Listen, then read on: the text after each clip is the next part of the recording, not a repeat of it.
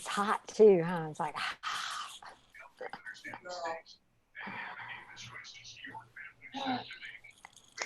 the fire in Houston, Texas. I think everybody on here right now, except are we live on Facebook? We are live on YouTube. In Houston, Texas. Okay. I think everybody on here right now. Except Facebook. Are we live on Facebook? We are live on YouTube. Houston, Texas. Okay. I think everybody on here right now. I hear it echo. Is it not going on YouTube? I mean, on Facebook? It will not connect on Facebook, but it is connected on YouTube right now. It's live on YouTube. So if a device can be set up on Facebook. Okay. Is it something we don't understand or, okay. It's an error. And after clearing all of the things and reading everything that we've. Okay. Don't know how. We can work on that later. We'll reimagine how we can make that work. However, we did say we'd be on Facebook Live, so I guess we got to figure something out. I won't really get up and start working on it. Let's see if I'm going to check and see if there's a way to stream from YouTube onto Facebook. Yeah, we'll try to work on that. Hi, Andrew. How are you? It's great to see you. It's almost like yeah, it's great to see you. I can't tell you guys how much it means to see your faces. It's like, Sorry. Hi, Hi, Padma. Yeah, we've got an upside down. Let's see. There he is. I was doing I was good. I'm on tablet version, but I'm gonna make dinner at the same time, hearing your talk, if that's okay. I have people to feed. Yeah, what you making?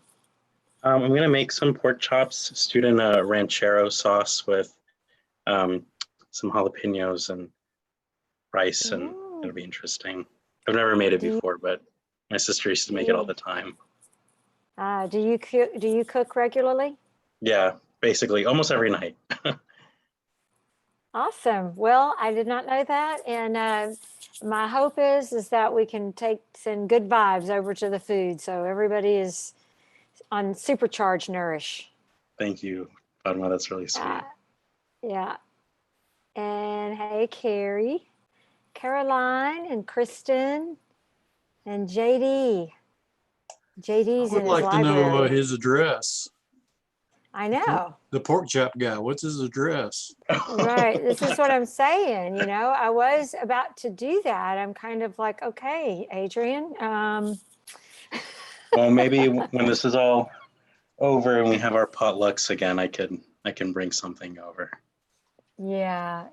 That's in the meantime, we can imagine. And you guys know that we are doing a collective movie night on Zoom. And, as this continues to move forward as our reimagining of Rasa Yoga, I would like to do some group sessions where we just hang out and talk like this. I kind of bring forward a few points, right? And we just kind of hang out and, and Adrian could cook and we could watch him and covet the process. I can do a cooking lesson if that's what you're asking. So are you a chef? I mean, would you consider yourself a chef? I mean, I eat to live. I need to eat right, and I'm not one of the people that likes to go out all the time and have other people make food that I don't know what's going in it. So I don't know. Good point. Yeah, I guess I like to try making new things and doing stuff and getting my mom's recipes and other people's recipes. So. Yeah, awesome. Well, it's great to see your beautiful self. Make sure we can see you before we sign off tonight. Definitely. It just does my heart so much good, especially you guys I haven't seen in a while. It does my heart so much good to see you. So hopefully I say something helpful tonight. And there's Rebecca. Hi. It's great to see you. It's so awesome to see you. Thanks. Good to see you guys too. Yeah. And so tonight is really all about, the title is Reimagining the Future. And so, how many of you are in a feeling of overwhelm about the future, or feeling turbid or disturbed at all? Is it any different post-pandemic from when it was pre-pandemic, or is it magnified, like how you view things, your life and the world? So just, I think it's important to just, first take a look at that. Because really, whenever we get under some really kind of, when we're called outside of our outside of our comfort zone, we really start to see possibly the way that we might have been responding, but it's just really magnified. And all of that is simply for the purpose of being able to see what you couldn't see before. Because all of yoga is really and the healing that happens in yoga is the capacity to bring the contents of the subconscious to the conscious mind, so you can start to heal. And I must say, guys, big hug to you both, Maria Deeger and Justin. Yes, honey, I'm talking to you. It's great to see you guys. Hi. I got away from you, Justin. And Jody, hey. Thank you, Justin. So I know that it's hard to look away when I'm speaking. Okay, I am joking there. But when you're driving, you can look away. Look away. So I think, really to begin, it's just kind of putting it out there for us, out there on the board. It's like, what am I seeing now about how I'm responding now? And am I seeing kind of a magnified version of something that I was really able to keep tempered or keep under control because I felt like I had control? Because I felt like I had control of my future. Maybe none of you on here or none of you live, but if it's possible, just to say, okay, now that there is more of a feeling that I'm absolutely not in control, right? Am I feeling more overwhelmed, or is it magnified? Or the other thing being is that if you tend to be someone that no one here, all the people out there, but if you tend to be someone that withdraws or pulls away from things, and it's sort of like, if I can't see it, it's not happening, that kind of thing, then that feeling of having control taken away may be like, woo, this is awesome. This feels great. And it can also feel very enlightened, as well.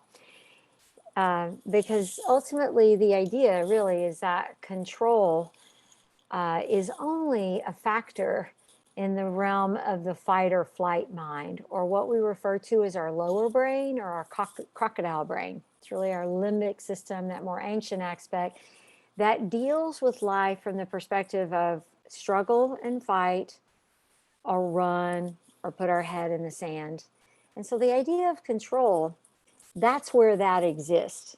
So as I'm talking tonight, I'll refer to kind of that area where that exists. That's the area of judgment, separation. It's the area of duality. It's something that is very real in our experience, but very temporary in the truth of things.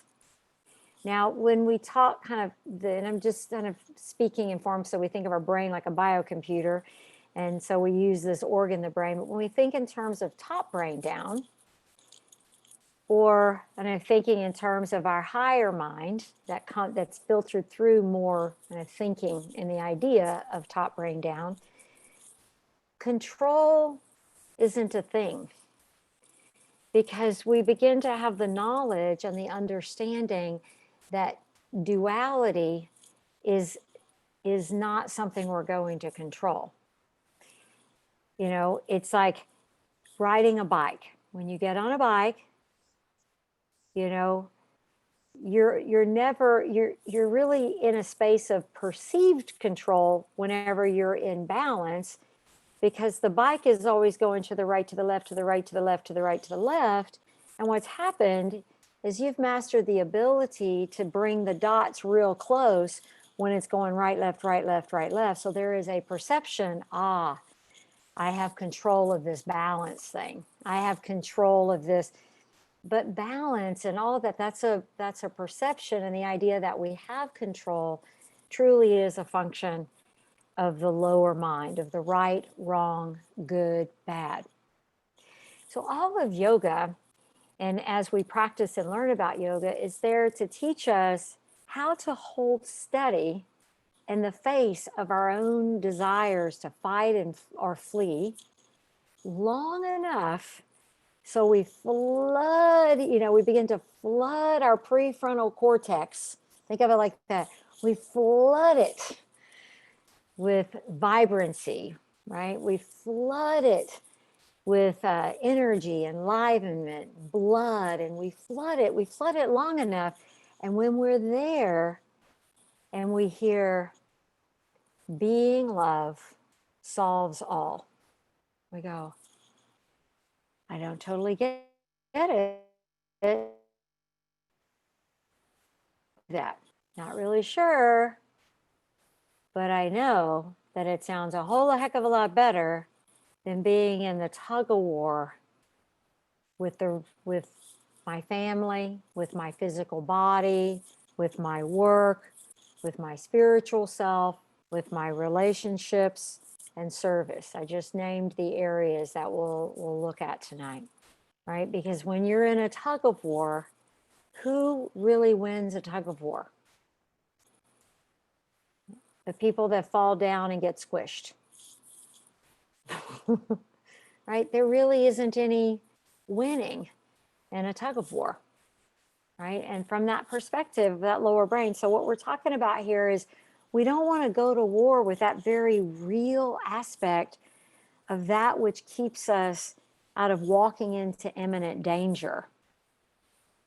That which reminds us, hey, hello, cars crossing the street here, pause for a moment and take a look-see to see if it's time to go. That's not what we're addressing tonight. We want to really look more from the perspective at that aspect of mind, that aspect of mind that has a clear connection with the heart, and there is a coherency between the two,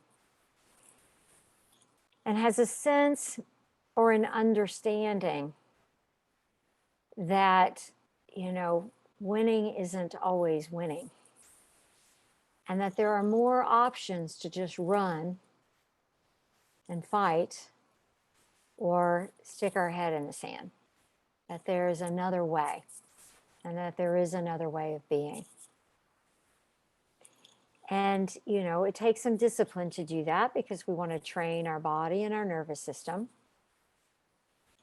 And so there's a little work to be done, but it's possible. And right where every one of you are right now, you wouldn't be on here if it weren't possible to be right where you are, right, where you are in your space and in your life right now. Everyone has the same opportunities to reimagine your future. And we can choose that lower brain perspective of, I see my world from the outside in, or that higher brain perspective of, I see my world from the inside out, from that space of heart. And when we're talking about that whole idea of how our brain has developed, neuroscience teaches us today what the saints and sages have known for thousands of years, that we are all meant to move from a general adaptive way of looking at things called GAS, General Adaptation Syndrome, just adapting to the external world, to the internal perspective of evolution and becoming consciously active in the process of evolution and shifting from gas to the upward spiral of evolving. And it's never too late for any of us, ever. Because in this realm, we truly are an ageless body and a timeless mind, as the title of a book so long ago was written. And we have all the equipment physically that we need. We simply must have the time to be able to access it. And we have to be able to really flood our awareness to the prefrontal cortex area, then coming into a space of the heart where there is we call it the heart-brain coherency. And then understand that love isn't something we do. Love is something we are. See, the lower brain will have you believe that some people deserve love and some people don't. But it's from this other perspective, it's not possible to divvy it up because it's everywhere. It's available to us all in any given moment. Now, when we consider, and all of you, we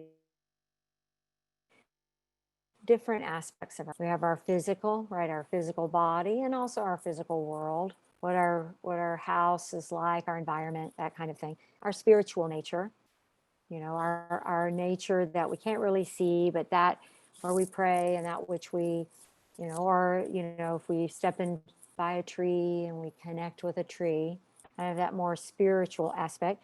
Our relationships, the relationships we have with one another, romantic relationships, and all of our various relationships. The area of life where we are of service, our humanitarian, community, and global efforts, and our work. And I'm not talking about, necessarily your job where you go get a paycheck. No matter what age we are, we're all meant to have all of these areas fulfilled with something fulfilling. And not only that, these areas are meant to be synergized with one another. That there is a synergy, and life, this idea of evolutionary process, life is an evolutionary process from this perspective of bringing a synthesis or a synergy to these areas. Now let's talk for a moment about pre-pandemic, post-pandemic, with that in mind. How many of us post-pandemic are feeling that to be true? That a synergy or a synthesis in all areas of our lives, because many of us are bringing everything into our home, right? And so how many of us are feeling that synthesis happening now, somewhat? Because when you look pre-pandemic, the thing that people didn't like pre-pandemic is their perspective was all of that was separate. I'm privy to hundreds of people's lives, and how many times I've had the conversation that it's all meant to be synthesized. So those of you like, I don't know about that, Padma. I'm talking from experience, not only from my own life, but from others. It's like, I go to work, I'm this way. I go home with my family and my relationships, I'm this way. Oh, but in my spiritual life, I'm very humble and kind and lovely. In my physical, I do this or I don't do that. Or I'm of service now. Okay, I'm being of service. And it's all separate. But to find that synthesis, we must be able to first develop that from this perspective of our heart-brain relationship, because that synthesis is founded through the relationship or the coherency of the brain and the heart. This has also been referred to as our gut brain sometimes. Many of you have heard about the enteric nervous system, where we understand that now, right, that we have just trillions of neurotransmitters that lie within our gut. So I'm talking on a physical level, but this is something, like I said, that saints, sages, gurus, teachers, and masters didn't need to know this. They knew it already. So it's like, who knew this first? Many physicists, really high level physicists, will tell you that they've studied, many texts from yoga and particularly Ayurveda, because there is no separation. If there were a separation in what you learn in yoga and Ayurveda from science, art, or philosophy, then it's not true. And whatever you were told or however that was learned, it's not true. Truth is universal across the board. But that's a very evolutionary perspective, isn't it? Because our lower brain will say, oh no, no, their opinion is false. It's a lie. It's not true. Right? That's very much about he said, she said. So pre-pandemic, post-pandemic, looking at your life in these areas and your perspective and noticing how you have had an opportunity to create a bit more of a synthesis. And I've even talked to some people that are afraid for things to go back to quote unquote normal. Because they don't want that for them, because they will. Because that synthesis isn't something you control and force, and nor is it controlled by, oh, I move the pieces here and I put the pieces there and do. That's kind of a Stepford Wives movie, Oh, okay, I've got time now. Remember I said ageless body, timeless mind. I've got time now. The yogi knows no limitations of time. And so this synthesizing for these very important areas of your life. Notice there really isn't anywhere where I said yoga. My yoga practice. Anybody have any thoughts on why that's not out there as a category? I see Sandra's mouth moving, but I do not want you to Everything's move. yoga. You look so comfortable. What were you going to say, Sandra? I was going to say everything is yoga. Yes, I think Deva Rupa. I think I heard her Said beautiful the same voice. thing. Yes. Yoga is the great synthesizer. Yoga and Ayurveda are the law of the farm. It is the synthesizer.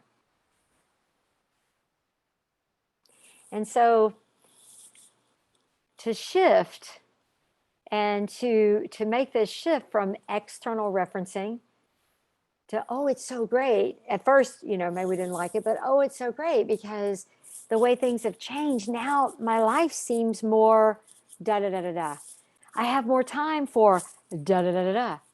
And you can bet once this is over, I'm going to make sure I have it like that. So I have da da da da da.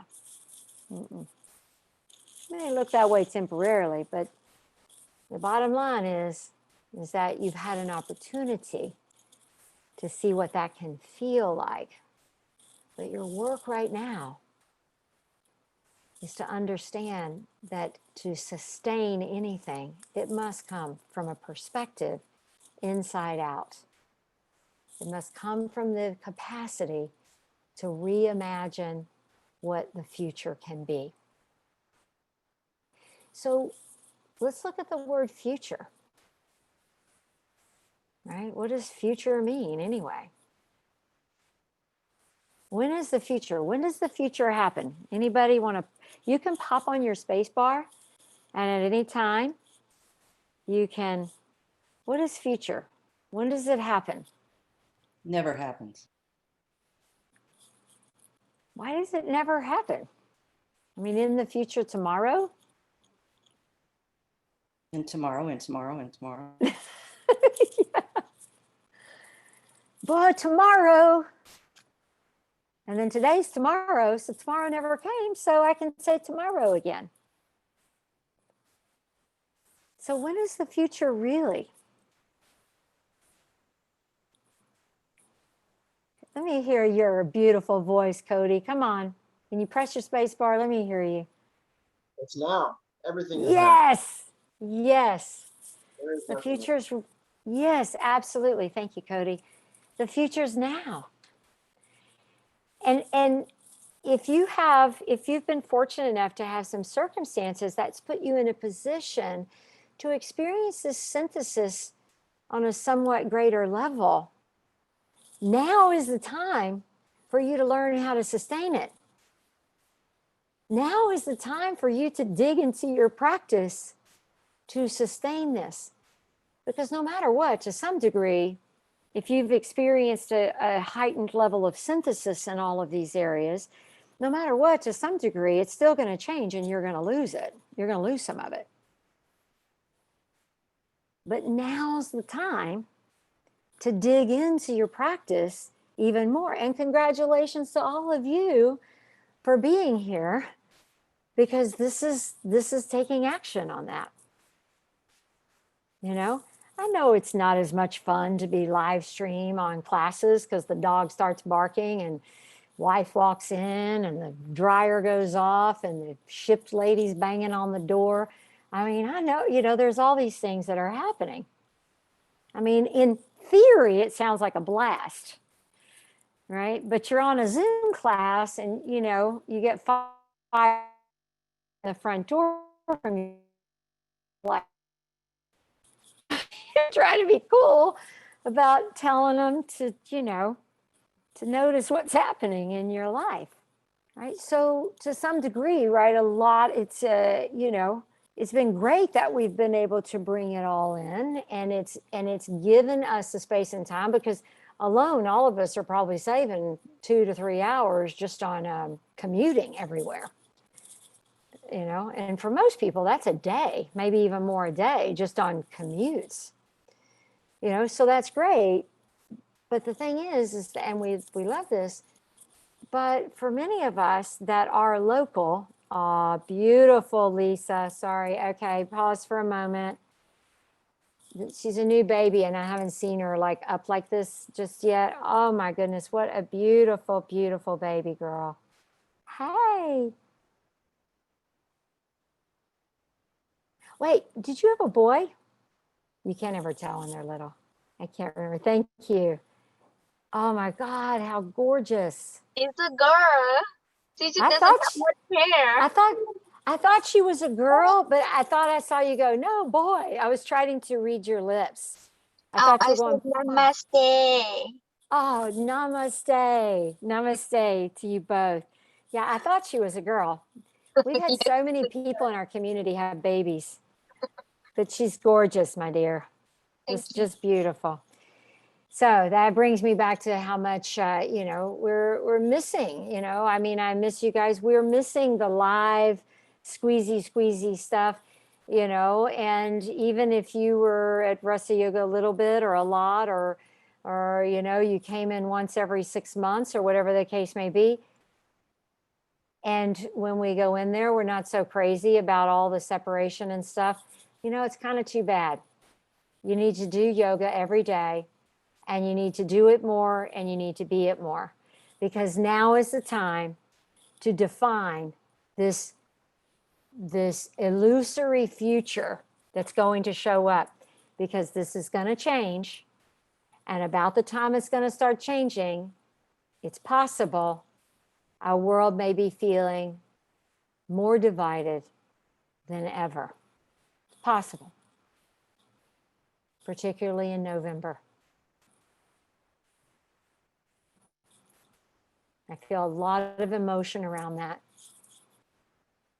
But it's as though we're sort of on a wave, right? And it's moving, it's becoming stronger and stronger, the vision stronger.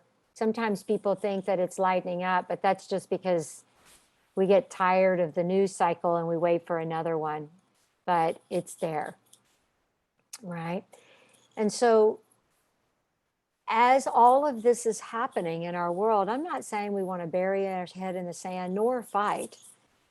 But what I do say is that we want to come into that space so that we start now looking at our own lives the physical, your physical body environment, your home environment, your car, and everywhere physically, your work environment, or if you have some work that you're engaged in, and if you don't have some work you're engaged in, find something. And what I mean by work is creating something, sowing something, tilling some earth, you know, something, beautifying your home, work, you know, really that's work. We are meant to all work. We're not meant to retire from work. There's not a time that we're meant to suddenly go, whew, glad that's done. Okay, I'm just going to sit back and, right? So that's what I mean by work. Our SEVA humanitarian community global efforts, that's all in one chunk there.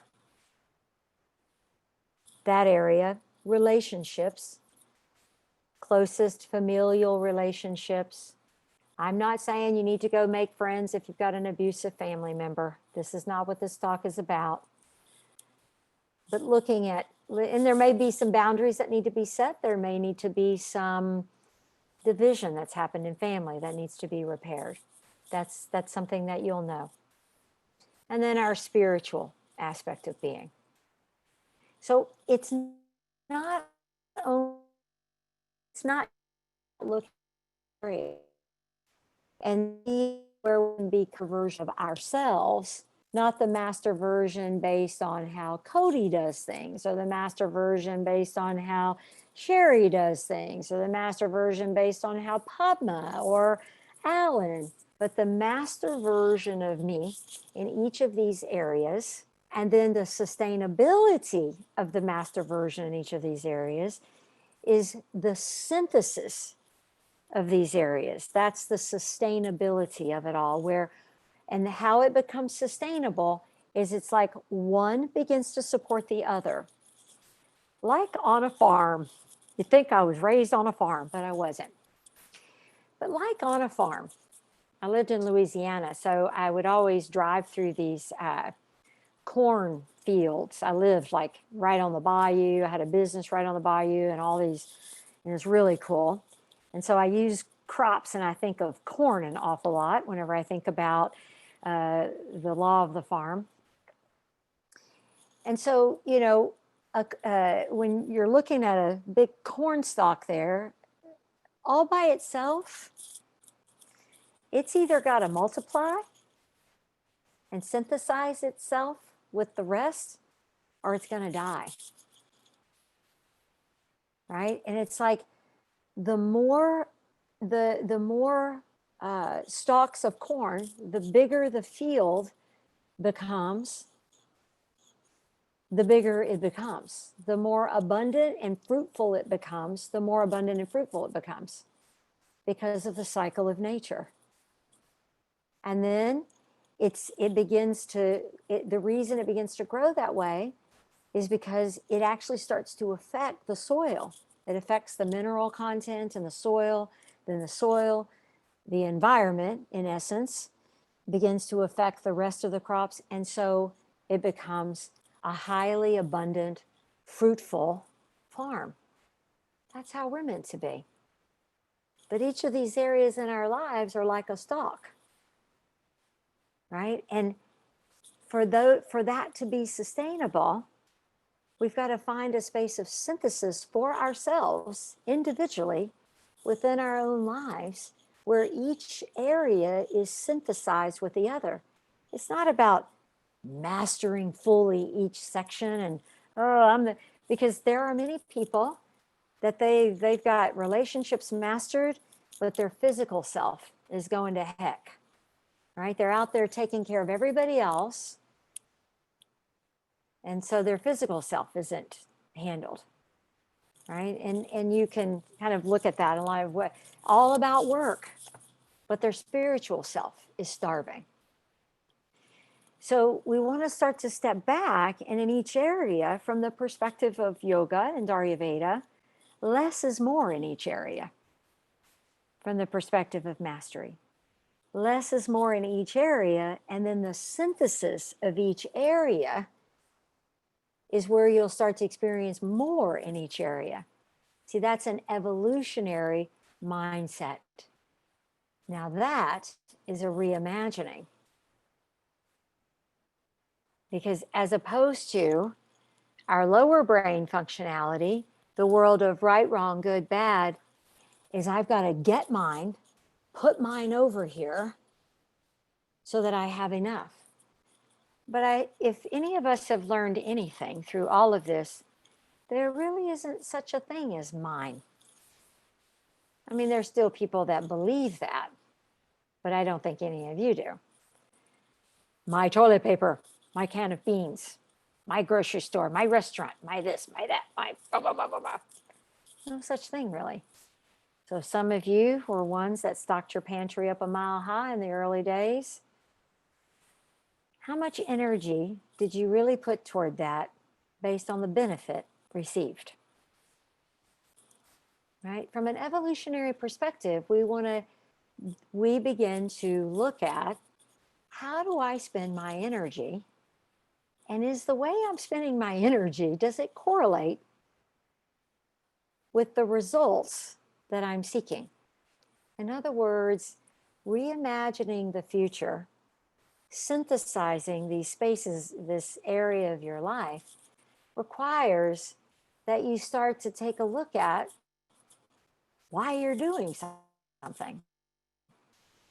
And understanding no one else puts the meaning to it. No one else in your life makes something meaningful except you. If it's my crop out there and I don't care about that crop and I don't give meaning to that crop, even if I just started and it's a little teeny deal that I went and put in my backyard and it sort of looks sad because it's so hot. If I don't give that meaning and purpose, then it's not going to grow. I can't wait for my neighbors to say, oh, what a great crop. Oh, what a great little plant you did. That's lovely. They might do that, but they're still not going to give it meaning and tend to it and take care of it. It's up to us as individuals to understand that it is our responsibility to give meaning to these areas in our life and to have clarity on why.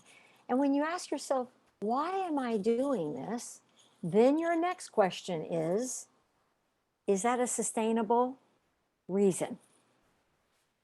It's like some people say, I want a lot of money. Okay, why? Because I want to be secure. That's not a good enough reason, because there is no security in having a lot of money. So let's find if you insist on having this as a deal, then let's put some meaning to it. Let's make it real. Let's make it matter.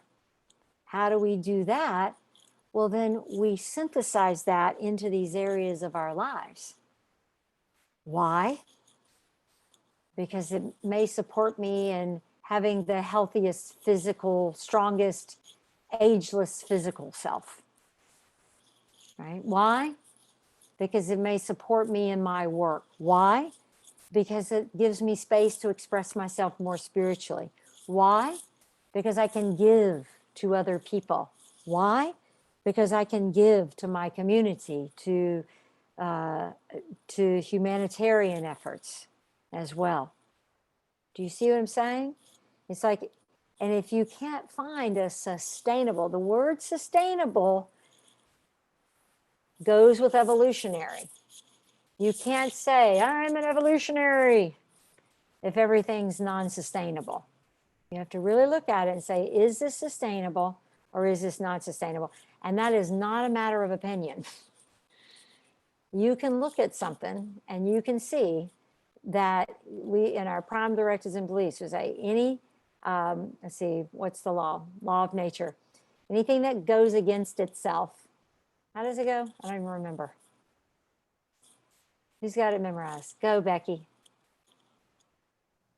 Anything that goes against the laws of nature consumes itself. Yes, thank you. That's my very teaching. So I don't remember the words. I don't memorize stuff. So when it comes to, oh, it's a memorized set of words, let me, you know. Right. So, you know, I've talked this way sometimes about, say, a sustainable principle. It's like a law of nature. And I've had people say, I'm not sure if I agree with you on that. I'm like, okay, go test it out. I love that. It's a great student. Go test it out. Let's see. Because I've tested it. If I'm saying it, I've tested it. But you got to test it for yourself. Anybody had teenagers that tell you, I got to try it for myself. I got to make my own mistakes. They're right. I know it hurts. I'm working with a teenager right now. We just had a thing today. I know. I got to make my own mistakes. This is what it means to grow up. I need my autonomy. Okay. You pick up a 10-pound weight first. When you can sustainably hold that 10-pound weight, then let's go with the 20. When you can do that, let's go with the 45. When you can do that, then when you've got a weight that you can move and hold for a longer period of time than I can, then you've mastered autonomy. Bye-bye. That's exactly what I said today. One step at a time, one stage at a time.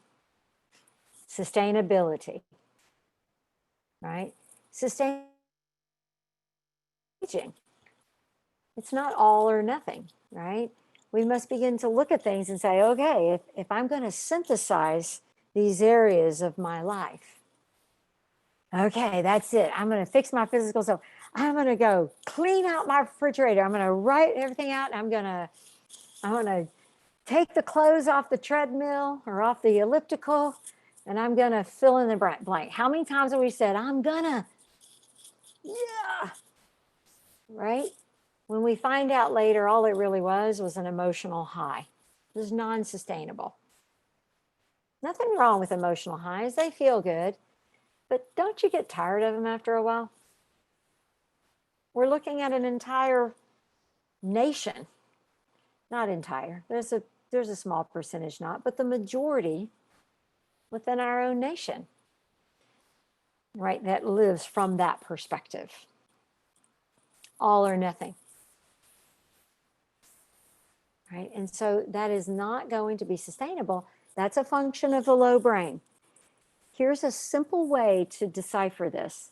If you only see two choices in any given situation, you are totally a crocodile with your mouth wide open, waiting for the food to float into your mouth like crocodiles love to do, or it doesn't happen and you got to take off and chew somebody, right? That's where you are. As my teacher says, never make decisions there. Never make decisions from overwhelm, turbidity, crocodile brain. And it's a real simple deal. When you only see two choices, you're in gas. And when you say, I'm just going to make a decision, wait, I'm stepping on the gas. General adaptive syndrome. I'm making a decision to run or stick my head in the sand based on what I don't like that's going on. I'm ruled by others. Unfortunately, most people think that's what freedom is. That's why we got people going, I'm free, I can say what I want, I can do what I want. I don't believe that's what our founding fathers meant. I won't go there, but I believe there was a much higher degree of intelligence there.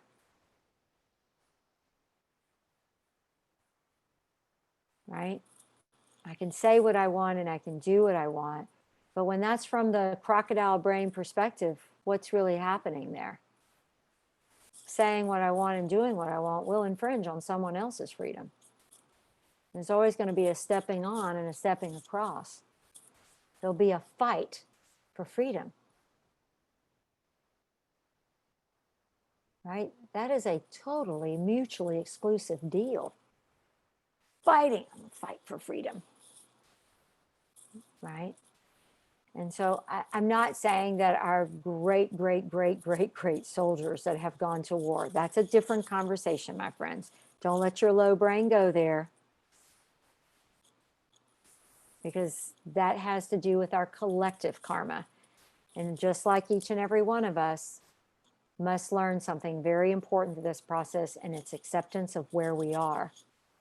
And as a human society, we're still in a place where we see this as the only way, as a collective. But remember, tonight what I'm talking about is what? You. You. I'm not looking at you as you're just part of the collective majority out there. I'm looking at warriors. And even those of you that might see this later, or I'm not able to see you, you wouldn't be on here if that weren't the case.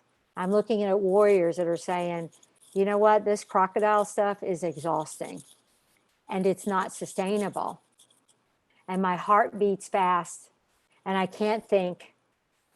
And it's taking a toll on my body. It's going against me and it's consuming me. Remember, anything that goes against the laws of nature consumes itself. And when we stay in that space, right, when we stay there, that's what we see as an aging dissension. So I'm all about you. Because each of you as individuals, you take this and you move forward, and even just the smallest percentage of it, and don't worry, it will have an effect. Right? There's no way we can throw a rock in the water and not have it affect the rest of the lake, because it will. Trust that. See, that's an evolutionary understanding. Evolutionary understanding is every thought I have has an effect. There are no benign thoughts. I'm not saying that if you have a terrible thought pop up, what I mean is there are no, let me put it this way, there are no benign thought patterns. Every thought pattern held in mind, we're all going to mess up sometimes and call somebody an idiot while in the car. So let's not go there, right? Which brings me to my next point. How many of you focus on your errors and the errors of your ways as opposed to where you flow with ease? Does anybody want to raise a hand? Have y'all been looking for an opportunity to use that little doodad? Here, I'll do it. You can go to where it says reactions. This is super fun. Look, I'm going to clap for you. Hey! Does anybody want to go use your hands?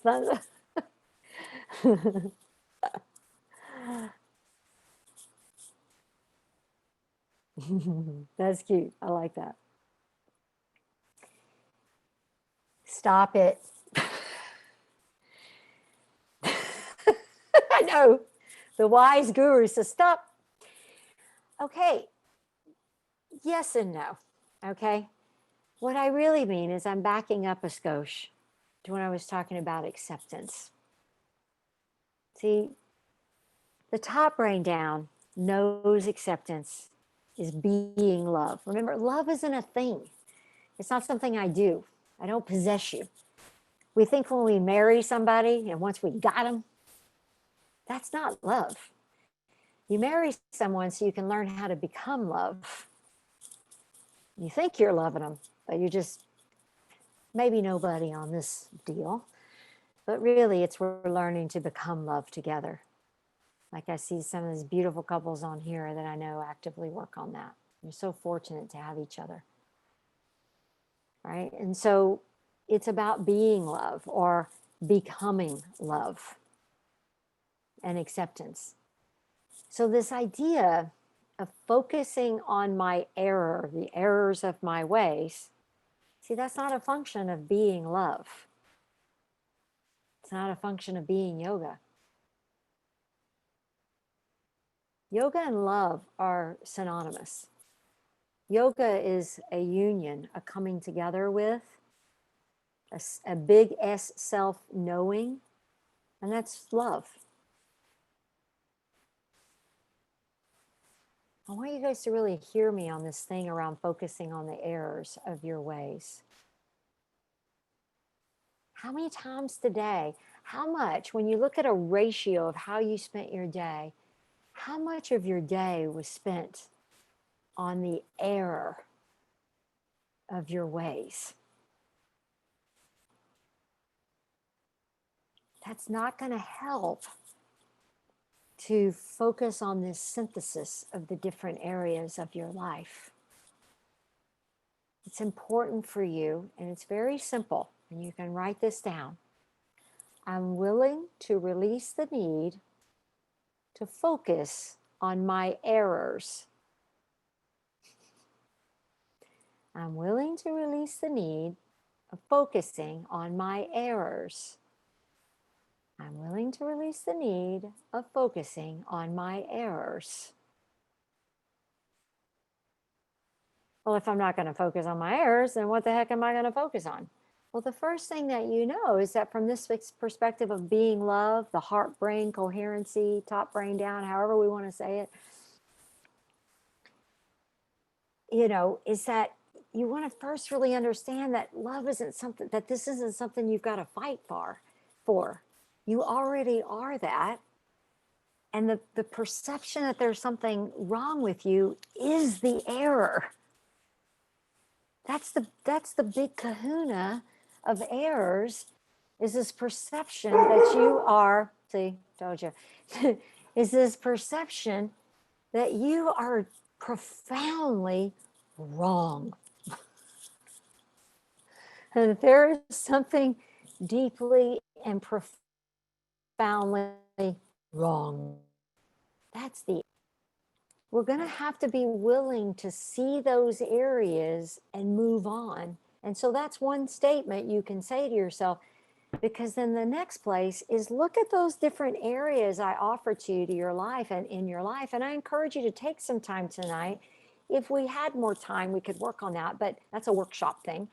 But take some time tonight and look in those areas where it's really flowing, even if it's a drip. Right? There's still a something. It's not totally clogged up.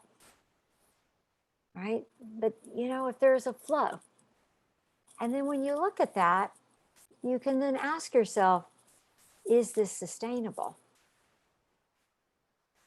And what that means when you ask that question, it's no matter what happens in my outer world, is this sustainable? Can I live my life in a way that the way I live my life looks the same, pretty much regardless of what's happening with the rest of the world? Can I live my life that if something happens, I think we were all probably so shocked during the last 6 years or so, 6 to 4 years or whatever, that our shock value we may have desensitized a little bit, but can I live in a way that no matter how shocked I am by what happens out in the world, I can continue a synthesis or a synergy within my life? I don't have to suddenly desert my physical health. How many of you have left your physical health pretty much in the dust? Anybody? How you eat, how you move? Nobody? Oh, look. Lisa Lee. Becky, a few of you. It's really good. When you claim stuff, that's when you get real true. And it's like when you do that, it's like you're telling your crocodile brain, okay, I'm going to say it. And this is like, because I don't normally, especially when I don't know people, screw you. When you raise your hand, you go, yeah, this is it, man. I'm deeply flawed. or I'm my human self, right? To your ego. Yeah, okay. I left it in the dust. I've messed up. There it is. There it goes. Take that. And I'm moving on. It really is. It's like because that's why they like, raise your hand. I don't know if y'all ever notice me, but I'm all like, yeah. Because it really is like going, you have no power over me. Right? But if you do this and you go, oh God. Yeah. Oh my God. Like I'm drinking a bottle of wine every night. Ugh. Oh God. I'm awful.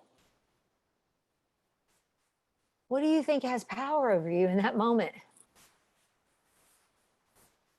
Right? The behavior. Yoga isn't about behavior modification, my friends. The intensity of training that I do and the seeking, the passion of the master version of myself, it's not about behavior modification. Behavior modification is a nice byproduct. Like, you know, you get strong muscles and bones and all of that. Behavior modification is just something that will happen. But the moment that you step up and you go, you know what, I'm gonna clean my pantry out because I'm gonna modify my behavior. The ego, which is only about its own survival, goes, oh, this is gonna be fun. Woohoo. This is good.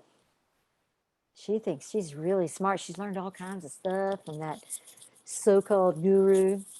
She's learned all kinds of stuff. Now she's cleaning her pantry out, and boy, she's throwing the air of her ways out the door. Just right for some more, for it to get a little bit bigger. You guys know that principle, don't you? Anybody done a lose weight overnight deal? And then what happens? I've gained more when it happens. It's like, what just happened? It multiplied. Let me chat about the ego for a moment. Oh my God, I wish I had you guys for about 3 hours. Let me chat about the ego for a minute, okay? The ego is a beautiful thing in our consciousness, and it's part of yoga. The great gift of human being, ego to which we can function as a human in the world, and we're not walking around and, you know, no place to land. But there is a force in us, it's called the ahamkara, that is the creator of the ego. Each of us have it. See, the problem is that most of us, when we're doing this, oh God, we forgot that we're the creator of the ego. And that we're giving our ego power to be in shame. And what happens, we forgot we were the ones. It's like parents of teenagers that forget that they're the parents, and they're afraid to set boundaries and say, I am drug testing you. This is going to happen. Yeah, I know you're almost an adult, but this is how it's going to go. I know you don't say it like that. You got to talk to their prefrontal cortex, and to talk to their prefrontal cortex, you don't say it like that. But by golly, you mean it like that. And they know you mean it like that. That's what you do with you, right? When we hang our head in shame, or we decide this is it, the all or nothing, like when we're going to do all that, that's all a function of the ego, right? And to be able to be able to get candid in our psyche, and I'm not saying you got to do it all at once. Remember earlier I said yoga is bringing the subconscious to the conscious. The more we can open the closet door and let the skeletons fly, that is directly proportionate to how free we are.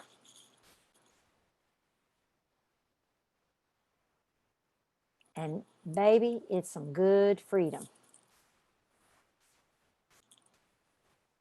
Right? And it's like just really understanding that opening the closet, skeletons fly, it's all there. Right? Because in the face of being love, it's not good, it's not bad, it's absolutely no reason to divide against yourself and to hang your head in shame, sort of skulk away, or to quit things that you know are good for you because you couldn't do it all or nothing. But I want you to reimagine what success is and understand that the future is now.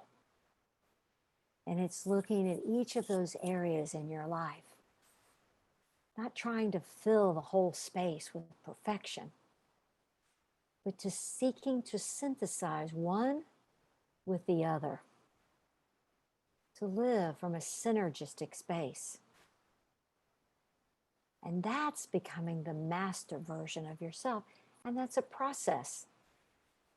It's not a destination. It's why we're here.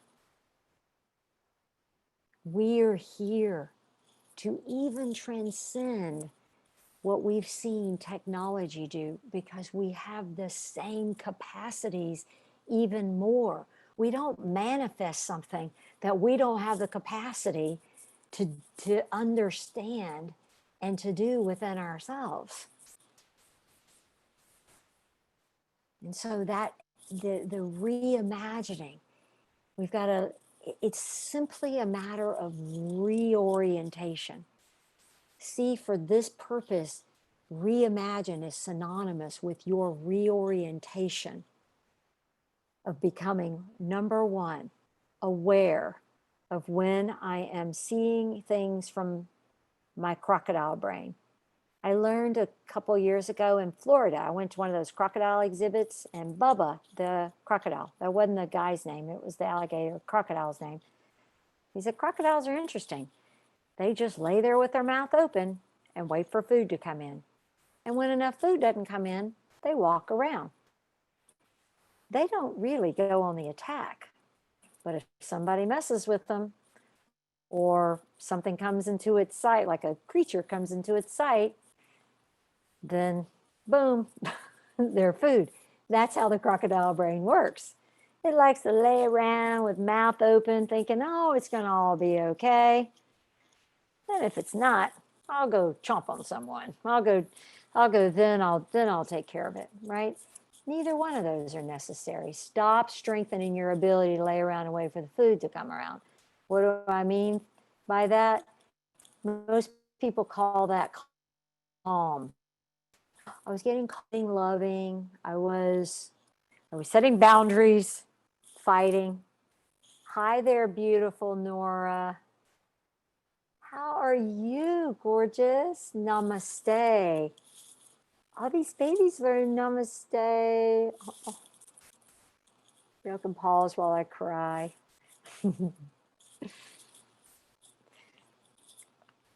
So you become aware of your orientation. Where am I orienting from? Secondarily, accept it. I'm being a crocodile right now. I need to flush my prefrontal cortex with some blood, man. That's what it feels like to me. Right? I gotta, and how do I do that? Well, first of all, I've got to accept the fact that in my humanity, I'm talking steps here. One, I got to be aware. Two, I got to accept the fact that in my humanity, I can sometimes be a crocodile. And I can even use my yoga speak for, oh, that's me being calm. No, that's your teeth are wide. I see them. I see them. Or fighting. I'm setting a boundary. No, you were chomping. Right? Accept it. We're all going to do it. All of us. I did it today with my granddaughter. And what do you do there when you see yourself doing it? You don't look at yourself and go, God, what a horrible person I am. You look at yourself and you say, I'm wounded. I'm wounded. And I'm afraid of being wounded again. So I'm going to kick somebody in the butt. Or I'm going to hide because I'm wounded. Hi, Tristan. I'm wounded. That's acceptance. The moment you're able to see, this is wounded, you're beginning to get a glimmer of what being love, of what being yoga, of what bringing heart-brain coherency is about. You'll get a glimmer.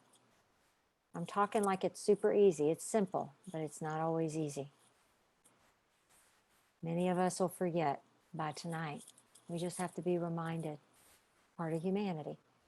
But in that moment, as I come into being love, I've got to accept things as they are. And that's the reorientation moment. That's the space of reorientation. Robin, this is an explanation for you too, right here. I think today was a day I sent you a Marco Polo. I can't even remember now what day it was. Days are long. reorienting from crocodile brain to top brain down. Or in other words, we start to calm the fight or flight mode so we can shift our nervous system response. And then as we start to make a shift, it doesn't mean we're less angry. It doesn't mean we're less sad. I'm not talking about trying to take yourself out of an emotion and dull yourself down to we need to be angry about what's happening in the world. I am angry, right? But there's a big difference when anger is coming from the place of heart-brain coherency. When there is anger, then there is a flow, and it doesn't get stuck somewhere in your body to where you eventually have to drop back into the lower brain, go chomp on somebody with it, or direct that rage or anger towards yourself. Right? So it's in that place where we reorient. And then from there, that's where the statement that I gave you earlier, that's where you can start to say to yourself, I'm willing to release the need of this focus on the error of my ways. It's like you're saying to your ego, try that again. I'm the boss here, right? You've got to take charge. You got to take charge of that beautiful, amazing ego that you've created. It's up to you to do that. That is your power, right? But there's some steps that, and you go through those steps and be willing to release the need for error. And then ultimately, just mainly because it's time to close, I want to offer another practice I do regularly. I was recently on a fasting retreat, and this was a practice I did a lot. It's all through my journal.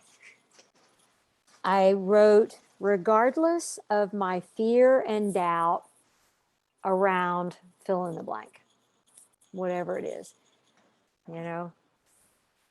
regardless of my absolute anger, or regardless of my jealousy, or regardless, and in my journal, I had a different page for each one, right? And so, I started it out, and then in each area of my life of the physical, regardless of my doubt and regardless of my fear around, you could say, this pain in my blah, blah, blah.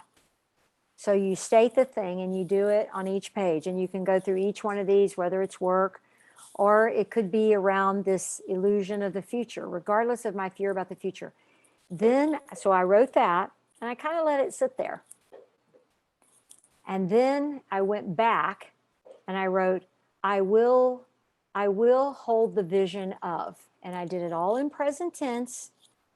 So let me give you an example. You might say, regardless of my fear about this pain in my big toe and what I'm thinking, the worst of all the things that can happen, regardless of that, I hold a vision of this body being powerful and strong, vibrant, fully nourished, evolving and growing every day. Today, this body has no pain. In other words, you write it in the present moment. You write the future now. Do you see what I'm saying? So your first statement is letting your crocodile brain have a say. This is an awesome practice, y'all. I did this every day. Is great. So it's like, so regardless of my blah, blah, blah, now. I don't say, I see a day when no. Remember what the future is? The future is now. The future is now. And so it's really fun. I had a blast, and I started it in preparation for this.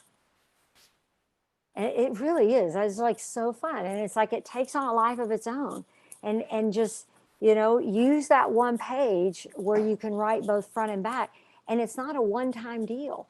Keep those pages there in your journal and keep that as a stem for you to always go back to, you as a sentence stem to remind you to go back and to write what is now. I am walking freely and effortlessly, and my toes are flexible and strong and powerful, and I am fully stable. And it's I am. Write that in big letters on your paper. I am right now. Here it is. Here it goes.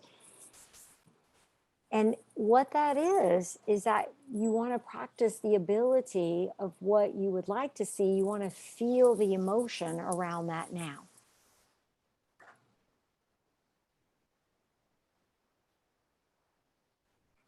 And that's the process of lifting up your eyes. You know, when Dave Arupa used to fly a plane, like I really know, you know, because I was a pilot, I just know because I've been told that when pilots are in the front and they're flying, sometimes they see this beautiful horizon. You can see a point where everything meets. But a lot of times there could be inclement weather, all sorts of things happening. At that point, they can't see it. They can't see the horizon. They have instruments that they rely on. So do you. You have an inner compass. You have an inner instrument. And that inner instrument is your heart. When your heart and brain come into coherency with one another, and you practice lifting up your eyes and being in that space of being love. And ultimately, and I mean this from the bottom of my heart, it truly means learning to love one another. Love thy neighbor as we love thyself didn't have anything to do with the crocodile brain. Because if I don't love myself too much, and I can't be love, in other words, I don't have the capacity to love my neighbor. So love thy neighbor by love as you love yourself. Learn to love yourself first. Or learn to be love first. Okay. Let's take a deep cleansing breath. And I'd like to take a moment to acknowledge the presence of all saints, sages, gurus, teachers, and masters. May our minds be wise and clear. May our intention be pure. May our hearts be merciful and loving. Thank you all for being here. Do yoga every day. Do it now. Get on live stream more. If you're making excuses, stop it. Just because there are issues here and there with live stream, you would have trouble with traffic and all sorts of other things. But I can tell you, today was the start. AT&T was in our space and got the first level of equipment in the building for our dedicated live stream for the fiber optic network. That's, you guys, it means a lot. Not just for less interruption, or hopefully no interruption, but the way we're able to use our software with you to where you can get into things more directly. So Cascade. Miss V, who thank you very much for being there, and I think Gracie was there, and everyone else that was there. They started the first part. We have some more that needs to be done, and then some different things that are happening, but we're on our way. Rasa Yoga Community is that crop that I was talking about. So love you guys. Hey, Adrian, have you had dinner yet? Not yet. Wait, unmute. Not yet. It's almost done. But just Okay, well, a few more enjoy. minutes. Thank you. Thank you. Thank you guys so much for being here. For all of you that I haven't seen in a little while, it's so great. I've seen your names on the rosters, but I haven't seen your face. Thank you all. Namaste. And if you ever have questions, a great place to send questions, it's questions@rasayogaschool.org. And whether you're watching this live stream or on the YouTube recording, this will be on YouTube for you to watch later. Hopefully we'll edit it if I put anything weird in there. And, you know, I'm sure I did, it's me. But, you can watch that and you can put in questions and you send an email, questions@russellyogaschool.org. Probably about 24 hours, maybe less to answer that. And we'll get to it. We're getting better every day, y'all. It's just gonna grow. I love you guys so much. Take care. Namaste. Thank you for my tech supervisors, tech captains. Hey, Tristan. Hey, Guy. We need to have a kiddie session like before these talks start so the kids can all see each other. The grown kids too. Renee Bourgeois. I see her name there. Hopefully she was here.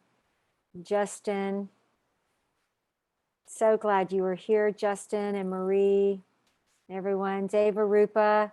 Let me see her beautiful face. There we are. Thanks for offering your comments for all of you. Oh my goodness. Oh my goodness. What a different world for these kiddos. Love you guys. Bye, Joe, Andrew, G-Force, D. Bye-bye.